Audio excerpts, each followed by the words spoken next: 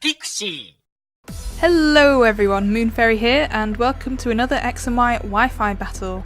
I'm bringing the same team as last time. You already know the drill, you've seen this Pokemon already.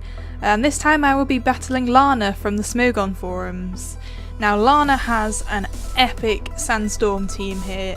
It is of course a UU team, even though I asked for an OU match, but boy does this UU team hold its own against an OU team, let me tell you that. It's a really amazing team, it was a really close match, and I really enjoyed it, and I hope you will as well. So, without further ado, she is bringing Mega Aerodactyl, Hippowdon, Empoleon, Stoutland, Alakazam, and Rotom Heat. So let's get this battle on the road, shall we?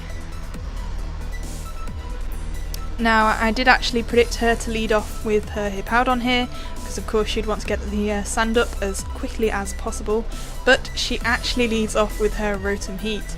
But that of course is fine with me, because I lead off with my Heatran sitting pretty here. I switched out because I was fearing a Thunderbolt or a Volt Switch, and I went straight out into Chain Chomp, and of course he goes for this Volt Switch. Of course I managed to block that with Chain Chomp because he's immune to electric attacks. So he's forced to switch out manually into Hippowdon, which is perfect for me. This is actually my rough skin Garchomp, but he is of course a Mega, so I get to take advantage of that lovely Mega Sand Rush ability. So without further ado, I decide to go for an Earthquake. Oh no, I go for a Crunch actually, because I forget about Sand Force, and then I look it up and I'm like, oh yeah, I've got Sand Force. Now this Crunch was actually a critical hit. And it did like nothing, and then I go for an Earthquake and it does a ton of damage. I'm like, well, I should have gone for that in the first place because this Hippowdon would be dead by now. Of course Hippowdon goes for a Slack Off, and I'm just going to get stalled out here, so I decided to switch out, go straight out into Broseph. Hippowdon can't really do anything to Broseph. He goes for an Earthquake here, and you'll see that this does like absolutely nothing, even though it's in Sandstorm. Get buffeted by Sandstorm damage, he'll see that I haven't got the leftovers here and I'm actually carrying the Lumberry. And he switches out, fearing the Scold, goes straight out into Empoleon, which I was expecting, but I was hoping I would get a burn here anyway. And lucky me, I don't get the burn. Boo. So yeah, we're both chilling here. He's getting his leftovers recovery back from that pitiful damaged Scold. And he goes for the Stealth Rocks here, he gets the Stealth Rocks up. I actually thought the Hippowdon would have Stealth Rocks and not the Empoleon. But I was wrong there. So he manages to get his Stealth Rocks up, like I said. I don't have a spinner on this team, god damn it. So I'm going to be taking Stealth Rock damage again. You'd have thought I'd learnt my lesson from the earlier match, but oh well. So I go for a Slack Off again, just to get some hit points back, and then I just decide to go for Scolds because Empoleon really can't do anything to me. Even though I can't do anything to him, I can at least hope for a burn. I get it, and that's right before he roars me away. Perfect. I could not ask for a more perfect setting. So I go straight out into Chain Chomp here. He gets more leftovers recovery. He's back up to full health now, but I'm not bothered by that. Oh no, because I am a massive scary Garchomp, yes, and I go for a lovely Earthquake here. He was probably predicting me to double switch and go out into something else during the Ice Beam, but I don't because I know I can outspeed Empoleon. And that thing goes right down. And now he brings out his Stoutland here. I know that this thing probably packs Play Rough, so I want to get out of there as quickly as possible because he's not going to like taking a Play Rough to the face. Go straight out into Broseph here.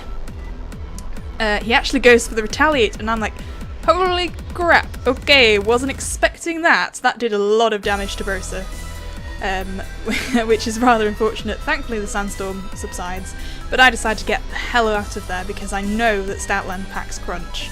And of course we do see here that he does actually go for the Crunch.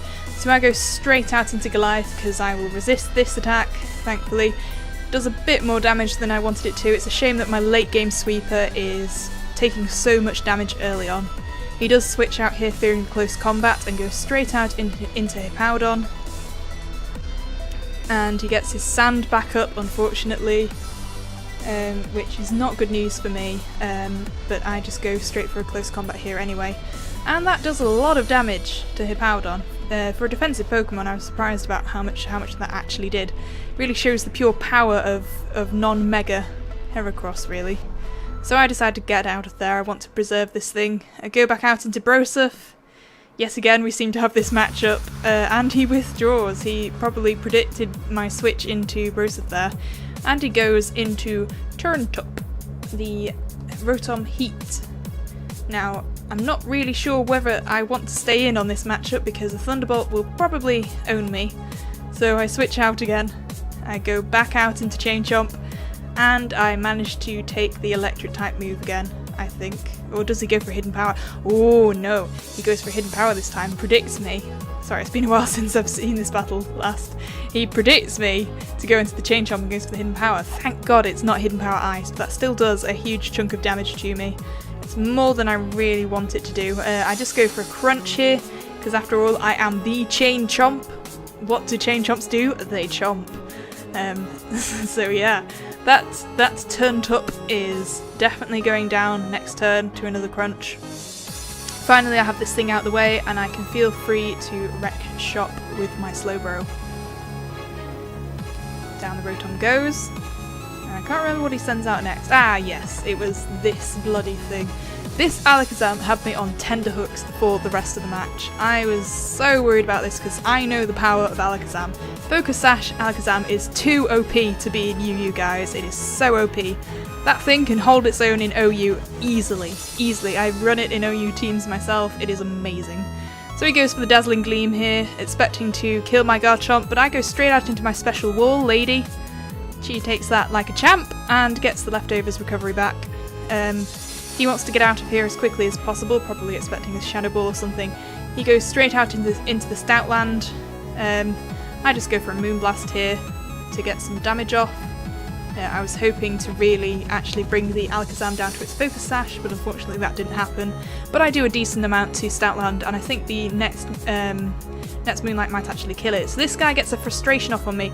That does a ton of damage, and unfortunately Lady is getting to the point now where she will die after this Sandstorm Oh no, the Sandstorm subsides.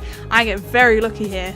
The Sandstorm actually subsides, so I have one turn left with Lady to take advantage of, thank goodness. I was not expecting that Frustration. Well, most people tend to run return, don't they? So yeah, he goes back out into Alakazam. I'm just like, oh, I'll just let Lady go down here. She's done her work. She's done a good job. I have no safe switch-ins, so I better let her go down here. So yeah, I go out into Goliath, the Heracross, Choice Scarf Heracross. I don't think I can actually. Oh no, I do outspeed this thing because of course I'm Choice Scarfed. So I'm only 7 points faster than Alakazam, I think. So yeah, I was very lucky that I outsped this thing. He goes for a Psyshock. Goodbye, Goliath. It was nice knowing you. It was inevitable, really. And I bring out Hot Stuff. So this Alakazam is left at 1 HP. That should be no trouble, right? Nope, because I never managed to get my rocks up, but even if I had got my rocks up, that thing has Magic Guard, so I can't do crap to it with chip damage. I have no priority moves, as I said in my previous video, and it screws me over again, and I end up getting my ass kicked by that thing. So I go for a nice Flash Cannon here to get rid of that Hippowdon. Perfect, perfect. He brings out his Aerodactyl, which I have been fearing the entire match, because Aerodactyl, Mega Aerodactyl, is an absolute beast. It is a monster. It is so fast. Like, nothing in the game can outspeed it. It's ridiculous. So this guy goes for Hone Claws. I'm kind of worried about what he'll be doing to me. So I just go for another Flash Cannon again, hoping to do as much damage as possible so that I can eventually kill this thing. That does a lot of damage. And I'm like, well, crap. He's probably going to Earthquake here, but oh, my Air Balloon was still intact. So he goes for the Rock Slide, and I flinch. That, my ladies and gentlemen, was so annoying, because that would have been pretty much the end of the match right there if I had gotten that next Flash Cannon off. But unfortunately, I have to switch out into Broseph and take the oncoming Earthquake now that my Air Balloon is no longer there. And then I switch out again because I want to save Broseph for later just in case. I go out into Chain Chomp. And this thing goes for another Rock Slide, hoping to get the flinch on my Slowbro. I managed to live just barely at 9 hit points, and he goes for an earthquake to finish me off. Now I was actually foddering off my Garchomp here so that I could get a safe switch in into something that could kill this bloody thing and actually live to tell the tale. So I sent out Broseph again. I've got my lovely regenerator HP back. I'm at the stage now where I can easily survive at least one rock slide. I managed to get a Scold off in retaliation. Thank God I do not flinch here, and I actually managed to kill this thing. Goodbye Aerodactyl, get out of here, your time is done.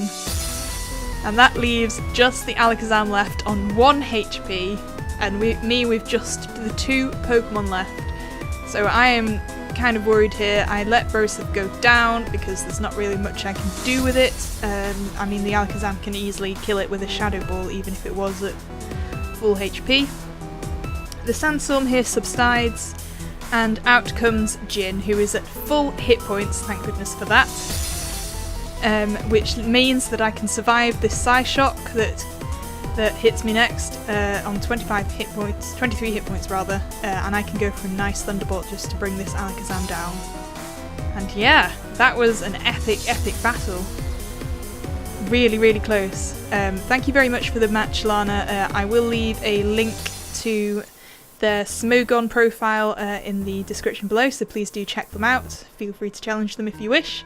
Thank you very much for watching, guys. Please do leave a like and a comment below. I would really appreciate that. And if you could as well, please subscribe to me. I'm only just starting out here. I'm loving recording and battling, and I would very much like to continue this in future. So yeah, thank you very much for watching. This has been Moon Fairy, and I will see you next time.